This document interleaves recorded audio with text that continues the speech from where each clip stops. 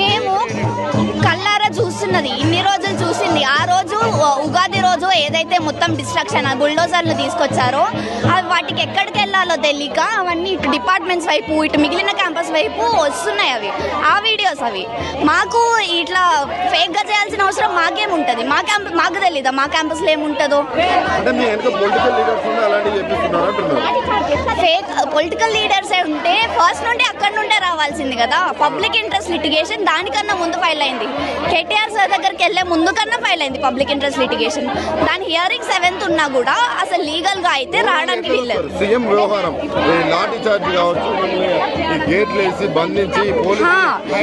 ఇప్పుడు వాయిస్లు ఎవరైతే రేస్ చేస్తున్నారో ఇదంతా ఆపండి, బయోడైవర్సిటీ ఆయనే అన్నాడు కదా, మాకే నామకే ఏక్ పేడ్ లగాతే, ఆయన అన్ని చెప్పి ఇదా చేసేది.